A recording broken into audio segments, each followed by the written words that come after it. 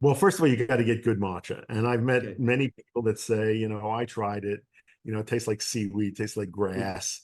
Mhm. Matcha should taste really good. It should be brilliant green. It's a very fine powdered tea, and it's got such a big surface area that it oxidizes very quickly if it's exposed to air or light or heat, and it loses that bright green color. It turns yellowish or brownish, develops a bitter taste. So the first thing is you got to get good quality matcha.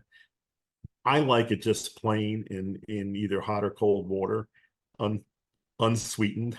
You can use an electric whisk to mix it up instead of the traditional bamboo Mhm. whisk. Um, I think it's wonderful. I mean, it's just beautiful to look at. It tastes great, and it has a different kind of stimulant effect from coffee. I think mainly because it contains another substance called L-theanine, Mhm. an amino acid that has a relaxant effect. So many people say that the effect that they get from matcha is calm alertness, Mhm. uh, relaxed stimulation.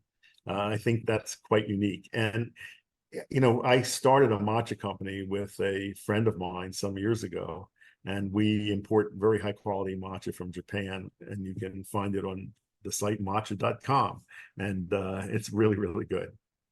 So you own matcha.com. Is Yes, that yeah, I'm the founder of that with my colleague Andre Faciola. The Japanese who that we work with couldn't believe that we got that URL. That was a great, great coup. a good find, good find. Yeah. I know you advocate for and talk about what you call a green Mediterranean diet. Teach us about that. What's it entail?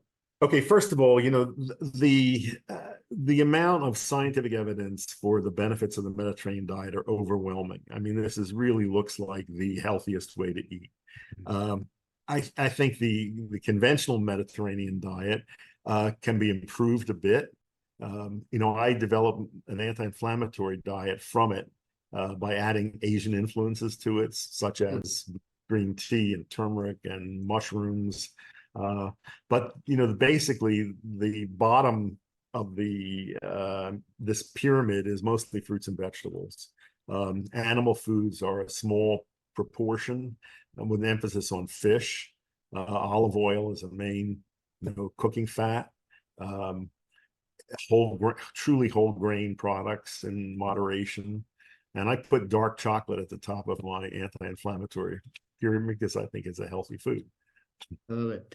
So we've been talking a lot about psychedelics and how the psychoactive aspects of them and kind of shifting change to the nervous system and our state. Breathwork is another path for people that I know you talk a lot about, that you endogenously just naturally kind of tap into these centers. What's your favorite type of breath work? And let's start there. What's your favorite type of breath work? Well, I like simple and effective. So there is a particular yoga technique that I teach called the 4-7-8 breath. That's very, it's just inhaling through your nose to count of 4, holding your breath for a count of 7, and then blowing air out through your mouth to count of 8. Doing that for 4 or 8 breath cycles regularly. And this really changes the tone of the involuntary nervous system. Mhm. Uh, Most people in our culture have an overactive sympathetic nervous system. It's the fight or flight response.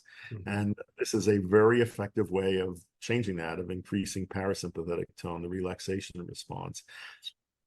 I think was initially when I started doing this, I was one of the only doctors who was teaching people how to breathe.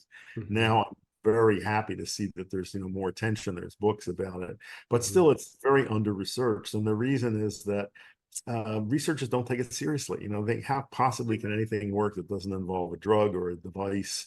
But the fact is, when you are manipulating breath, you are changing brain chemistry and brain function, very dramatically. And it's a practice. It's something you have to do over time.